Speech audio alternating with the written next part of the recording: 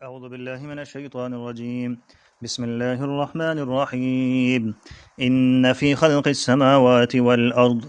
بے شک آسمانوں کے پیدا کرنے اور زمین کے پیدا کرنے میں، واختلاف اللیل والنہار، اور رات کے مختلف ہونے میں اور دن کے مختلف ہونے میں، والفلک، اور وہ کشتیاں، التی وہ کشتیاں، تجری جو چلتی ہیں، فی البحر سمندر میں، بما وہ چیز لے کر، ینفع الناس جو لوگوں کو فائدہ دیتی ہیں، ینفع الناس جو لوگوں کو فائدہ دیتی ہیں، وما اور وہ چیز، انزل اللہ جو نازل کی اللہ تعالیٰ نے، من السماء آسمان سے، من ماء بارش، فاحیا به الارض پر زندہ کیا اس کے ذریعے زمین کو، بعد موتها اس کے مر جانے کے بعد، وبث فیہا اور بکھیرے اللہ تعالیٰ نے زمین میں، من کل دابہ ہر قسم کے جانور، وتصریف الریاح اور ہواؤں کو چلانے میں، والسحاب اور وہ بادل، المسخر جو مسخر ہیں، جو لٹکے ہوئے ہیں، بین السماء والارض آسمان اور زمین کے درمیان، لآیات ان سارے چیزوں میں البتہ نشانیاں ہیں، لقوم یعقلون اس قوم کے لیے جو عقل سے کام لے، ومن الناس اور لوگوں میں سے من وہ بھی ہیں، یتخذو جو بناتے ہیں، من دون اللہ اللہ تعالیٰ کے علاوہ، اندادن شریک، یحبونہم ان کے ساتھ محبت کرتے ہیں، کحب اللہ جیسے اللہ کے ساتھ محبت ہونی چاہیے، والذین آمنوا اور وہ لوگ جو مومن ہیں، اشد حبا للہ وہ زیادہ سخت ہیں محبت میں اللہ تعالیٰ کے لیے، ولو یری الذین اور اگر دیکھ لیں وہ لوگ، ظلموا جنہوں نے ظلم کیا، اذ یرون العذاب جب دیکھیں گے عذاب کو، ان القوۃ تو وہ کیا کہیں گے کہ بے شک قوت، للہ جمیعا ساری اللہ تعالیٰ کے لیے ہے، وان اللہ اور بے شک اللہ تعالیٰ، شدید العذاب سخت سزا دینے والا ہے، اذ تبرأ الذین جس وقت بیزاری کا اعلان کریں گے وہ لوگ، اتبعوا جن کی پیروی کی گئی جو گزر گئے لوگ، ورأوا العذاب اور وہ دیکھ لیں گے عذاب کو، اچھا اتبعوا جن کی پیروی کی گئی، من الذین ان لوگوں میں سے، اتبعوا جنہوں نے پیروی کی، ورأوا العذاب وہ دیکھ لیں گے عذاب کو، وتقطعت اور منقطع ہو جائیں گے، بہم الاسباب ان کے آپس کے تعلقات، وقال الذین اور کہیں گے وہ لوگ، اتبعوا جنہوں نے پیروی کی، لو کاش ان لنا بے شک ہو ہمارے لیے، کرتن لوٹنا دنیا کی طرف، کرتن دوبارہ لوٹنا، مکرر جو کہتے ہیں نا، یہاں پر کرتن کا معنی کیا ہوگا؟ لوٹنا، لوٹنا کس کی طرف؟ دنیا کی طرف، فنتبرأ منہم بس ہم ان سے بیزار ہو جائیں، کما تبرؤوا منا جیسے یہ ہم سے بیزار ہوئے ہیں، کذالک اسی طرح، یریہم اللہ اللہ تعالیٰ ان کو دکھائے گا، اعمالہم ان کے اعمال، حسرات علیہم ان پر حسرتیں اور افسوس کی چیزیں ہوں گی، وما ہم بخارجین من النار اور وہ نہیں ہوں گے دوزخ سے نکل سکنے والوں میں سے۔ صدق اللہ العظیم۔ اس سے پہلی آیت میں ذکر تھا وَإِلَٰهُكُمْ إِلَٰهٌ وَاحِدٌ کہ تمہارا معبود ایک ہی معبود ہے، لا الہ الا ہو اس کے علاوہ کوئی اور معبود نہیں ہے، اور رحمان بھی وہی ہے اور رحیم بھی وہی ہے۔ اب یہاں سے اس پر اللہ کی وحدانیت پر دلائل پیش کیے جا رہے ہیں، اور یہ فرمایا اللہ رب العزت نے، دلائل دیکھیں اللہ کی وحدانیت پر، کہ ان فی خلق السماوات والارض آسمان و زمین کے پیدا کرنے میں، بات سمجھ آ گئی؟ 7 سماوات ہیں، آسمان کتنے ہیں جی؟ 7 سماوات، ایک نظر آ رہا ہے کتنا وسیع ہے، نہ کوئی ستون ہے، کچھ بھی نہیں، اللہ نے اس کو بنا رکھا ہے، یہی قدرت کی نشانی ہے، اس پہ بندہ غور کرے تو اللہ کو پہچان لے۔ ایک دوسرے مقام پر زمینوں سے متعلق بھی آیا ہے، وَمِنَ الْأَرْضِ مِثْلَهُنَّ کہ زمینیں بھی اسی جیسے ہیں، جیسے آسمان ہیں 7 ہیں، ایسے زمینیں بھی 7 ہیں۔ تو اللہ تعالیٰ نے ایسی وسیع زمینیں پیدا فرما دی ہیں، ایسی وسیع زمین ہے کہ اس کا بہت کم حصہ خشکی کا ہے اور بہت زیادہ حصہ پانی کا ہے۔ اللہ تعالیٰ نے خشکی کے اندر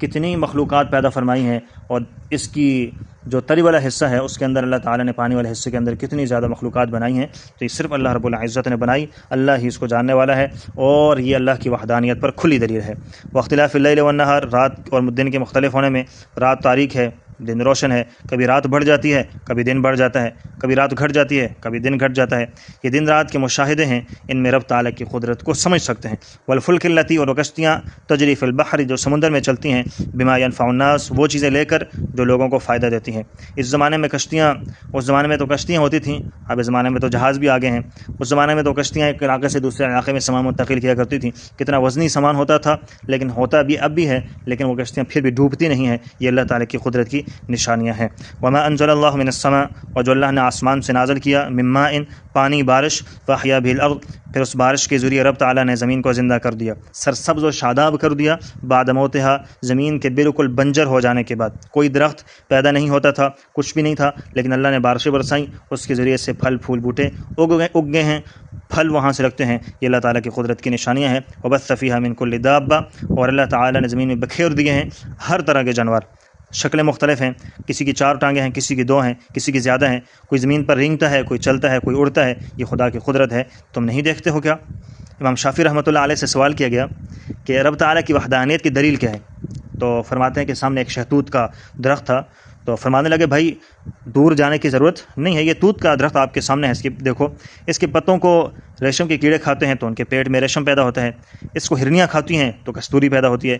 اسی کو شہد کی مکھیاں کھاتی ہیں تو شہد پیدا ہوتا ہے، اسی کو اونٹ اور بکریاں کھاتی ہیں تو مینگنی اور گوبر پیدا ہو جاتے ہیں۔ تو چیز ایک ہے، شہتوت کا درخت ہے، پتے ہیں، مگر آنے والے ان کے اندر انقلابات دیکھیں کہ رب تعالیٰ کے علاوہ کون ہے جو اتنے زیادہ انقلابات کو پیدا کرنے والا ہے، تو سمجھنے کے لیے ایک ہی چیز کافی ہے، اور نہ سمجھنے والے کے لیے سارے دلائل پیش کر دیں پھر بھی وہ نہیں سمجھے گا۔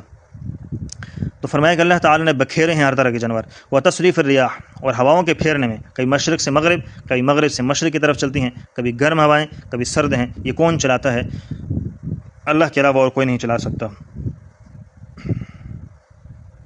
والسحاب المسخر بین السماء والارض، بات سمجھ آ گئی؟ یہ آسمان، بادل جو لٹکے ہوئے ہیں آسمان و زمین کے درمیان، کہ آسمان اوپر زمین نیچے، بیچ میں اللہ تعالیٰ نے بادلوں کو مقرر کر دیا، اور بعض دفعہ یہ انسان ان بادلوں سے کئی فٹ بلندی پر چلا جاتا ہے اور ان بادلوں کو اوپر سے دیکھتا ہے تو یہ جیسے پہاڑ ہوں ایسے محسوس ہوتے ہیں۔ یہ سب کچھ اللہ تعالیٰ کی قدرت کی نشانیوں میں سے ہے۔ فرمایا آگے، ومن الناس، اور لوگوں میں سے بعض وہ ہیں، من یتخذ من دون اللہ اندادا، جنہوں نے اللہ تعالیٰ کے علاوہ اور بھی شریک بنا رکھے ہیں، اللہ تعالیٰ کے علاوہ ان کی بھی عبادت کرتے ہیں، یحبونہم کحب اللہ، ان کے ساتھ ایسے محبت کرتے ہیں جیسے کہ اللہ کے ساتھ محبت کرنی ہوتی ہے۔ تو یہ بات یاد رکھیں کہ والذین آمنوا اشد حبا للہ، جو ایمان لائے ہیں وہ اللہ تعالیٰ کی محبت میں بہت زیادہ سخت ہیں۔ حضور کا یہ ارشاد بھی ہے، لا یؤمن احدکم حتی اکون احب الی من والدہ وولدہ والناس اجمعین۔ بات سمجھ آ گئی؟ حضور کے ساتھ ایسی محبت ہے، بندہ کامل نہیں ہو سکتا، تو پھر اللہ تعالیٰ کے ساتھ محبت میں کسی کو شریک ٹھہرا دیا جائے، اللہ کی محبت پھر کیسے کامل ہو سکتی ہے؟ جیسے ہم حضور کے بارے میں کہتے ہیں کہ ان کا کوئی مثل نہیں ہے، حضور کے لیے ساری تعریفات کو ہم مقرر کر دیتے ہیں، تو اگر اللہ کے ساتھ ہم شریک ٹھہرائیں گے، ہم اللہ کے ساتھ کسی کو یہ کہیں کہ وہ بھی اللہ کے ساتھ مل کر کام کرنے والا ہے، اللہ کے ساتھ کسی صفات کے اندر شریک ہے، تو اللہ کی محبت کے اندر بھی شرک آ جائے گا، جو کہ بالکل غلط بات ہے اور ٹھیک عقیدہ نہیں ہے، اس سے دور رہنا ضروری ہے۔ وَلَوْ يَرَى الَّذِينَ، اور اگر دیکھ لیں وہ لوگ، ظلموا، جنہوں نے ظلم کیا، اذ يرون العذاب، جب وہ دیکھیں گے خود عذاب کو، وہ کیا کہیں گے؟ خود ہی بول پڑیں گے کہ ان القوۃ للہ جمیعا، بے شک ساری کی ساری قوتیں اللہ کے پاس ہیں۔ اس وقت پتہ چلے گا کہ اللہ تعالیٰ کے سوا جو ان کے معبود ہیں وہ کیا کرتے ہیں، انہوں نے کیا کیا ہے۔ جب قیامت کا دن آئے گا تو اس دن دودھ کا دودھ، پانی کا پانی ہو جائے گا، پتہ چلے گا ان ظالموں کو پتہ چلے گا کہ ان کے جو بت تھے انہوں نے ان کے لیے کیا کچھ کیا ہے، کچھ بھی نہیں کر سکتے۔ پھر آخرت میں ہونا کیا ہے؟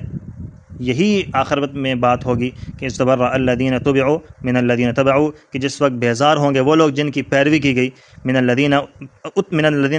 تبعوا، ان لوگوں سے جنہوں نے پیروی کی ہے۔ قرآن پاک کے 13ویں اور 24ویں پارے میں آتا ہے کہ یہ شرک کرنے والے سارے ان کے پاس جائیں گے جن کو انہوں نے رب کا شریک بنایا تھا، جو وڈیرے تھے، یہ جو وڈیروں کے پاس جائیں گے، ان کو جا کر کہیں گے کہ آج ہم پھنسے ہوئے ہیں، ہمیں یہاں سے نکالو، تو وہ کہیں گے کہ انا کل فیہا، ہم بھی دوزخ میں ہیں، ہم تمہیں کس طرح نکال سکتے ہیں۔ پھر سارے مل کر ابلیس کے پاس جائیں گے کہ سارے سبز باغ تو وہی دکھانے والا تھا ہمیں، آج ہماری کوئی مدد کرے۔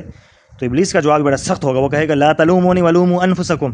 مجھے ملامت نہ کرو، اپنے آپ کو ملامت کرو، میرا تمہارے اوپر کوئی زور نہیں تھا، الا ان دعوتکم، میں نے تو صرف تمہیں دعوت دی تھی، بلایا تھا صرف، آج سارے میرے پاس آئے ہو اس طرح کہ میں نے تم لوگوں کو گمراہ کیا تھا۔ بلکہ آگے تو وہ کہتا ہے کہ انی کفرت بما اشرکتمونی، میرے کفر کے ذمہ دار بھی تم ہی ہو، اس واسطے کہ تم نے میری پوجا کی تو میں یہ سمجھ بیٹھا کہ میں بہت بڑی چیز ہوں، اگر تم میری پوجا نہ کرتے تو میری ہمت ٹوٹ جاتی، ختم ہو جاتی، تو کیسا جواب اس نے دے دیا. اللہ تعالیٰ نے عقل دی ہے. آج ہمیں کوئی کھوٹا روپیہ پیسہ دے دیتا ہے، ہم اس کو پرکھتے ہیں، اس کو واپس کر دیتے ہیں، لیکن جب دین کا کوئی مسئلہ بندہ بتا دیتا ہے تو اس میں پھر ہم آنکھیں بند کر کے ہم اس پر یقین کر لیں، پھر اس پر عمل کرنا شروع کریں. تو جیسے دنیا کے معاملات کے اندر ہم اپنی آنکھوں کو کھول کر غور و فکر کرتے ہیں، اس کو تجربات کرتے ہیں، تو اسی طرح جب آخرت کا کوئی مسئلہ بتاتا ہے تو اس پہ بھی تحقیق کر لینی چاہیے، پھر اس پر عمل ہونا چاہیے. نہیں تو یہی لوگ جو غلط بتانے والے ہیں، غلط راہ پر لگانے والے ہیں، کل قیامت والے دن کہیں گے کہ ہم ان لوگوں سے بیزاری کا اعلان کرتے ہیں، ہم نے کچھ بھی ان لوگوں کو نہیں کہا. تو اس سے پہلے اپنے آپ کو درست کر لینا ضروری ہے. وَرَأَوُا الْعَذَابَ، جب وہ عذاب کو دیکھ لیں گے، وَتَقَطَّعَتْ بِهِمُ الْأَسْبَابُ، آپس کے تمام تعلقات منقطع ہو جائیں گے. یہ سارے جو غلط پیری مریدی کرنے والے ہیں،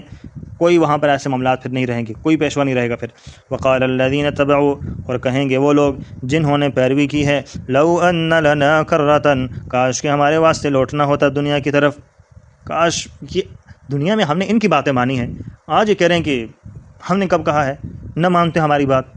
تو فرمایا کہ جب قیامت والا دن ہوگا تو پھر یہ لوگ کہیں گے کاش کہ ہمیں دنیا کی طرف لٹا دیا جائے. فنتبرأ منہم، پس ہم بھی ان سے بیزار ہو جائیں گے. کما تبرأوا منا، جیسے کہ وہ اب ہم سے بیزار ہو چکے ہیں. ہمیں کہتے ہیں کہ نہ ہماری باتوں پہ عمل کرتے، تو ہم دنیا کے اندر جا کر ان کی باتوں پر پھر عمل نہیں کریں گے، یا اللہ ہمیں لوٹا دے، لیکن اب وہاں سے واپسی کی کوئی امید نہیں ہو سکتی ہے. کذالک یریہم اللہ، اسی طرح اللہ تعالیٰ ان کو بتائے گا اعمالہم، ان کے اعمال، حسرات علیہم، ان کے واسطے کیا بن چکے، حسرت بن چکے ان کے اعمال.